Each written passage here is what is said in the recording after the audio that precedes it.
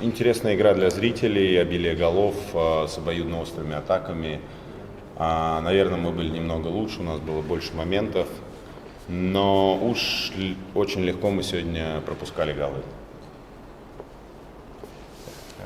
Deyə bilərəm ki, bugün azarkeşlər üçün çox maraqlı bir oyun alındı.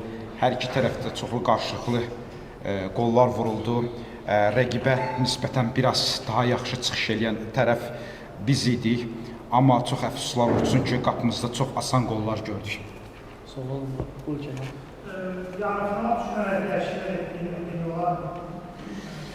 Сейчас мы находимся в полуфинале. Можем сказать, что связано с полуфинальным матчем. Вы сегодня изменения сделали в составе. Да, и к тому же у нас много игроков, которые провели только по одной-две тренировки, потому что у них были микротравмы, и они не так хорошо готовы были к этому матчу. К следующему матчу они будут готовы.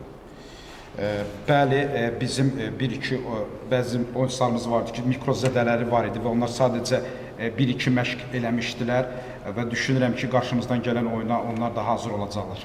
Могу сказать, что и Ильгюнес, и Мур провели матч на достаточно хорошем уровне. Onu da əlavə edə bilərəm ki, Elgün də Seymur da kifayət qədər yaxşı səviyyədə bugün çıxış elədilər, oyun sərgilədilər.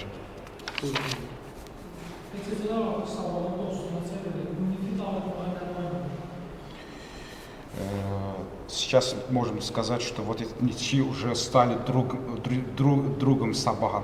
Чтобы разрушить этот миф, что вам не хватает? Хороший вопрос, если бы я знал. Но сегодня нам конкретно не хватило того, что мы не доработали в обороне. Да, совершили свои ошибки и дали достаточно легко Сумгаиту забить голы. А каждый матч это какая-то отдельная, да, то есть своя история, поэтому трудно об этом говорить, но нам надо прибавлять в игре в обороне. Çox yaxşı sualdır, keşke bilsəydim mən də deyərdim. Amma məsəl üçün bugünkü oyuna gəldikdə müdafiədə biz bugün çox asan qollar vurduq. Müdafiədə axıra kimi bəzən düşmədi, işləmədi və bunun nəticəsində də qollar gördük. Amma hər oyunun öz hekayəsi var, amma düşünürəm ki, biz müdafiədə daha da artırmalıyıq.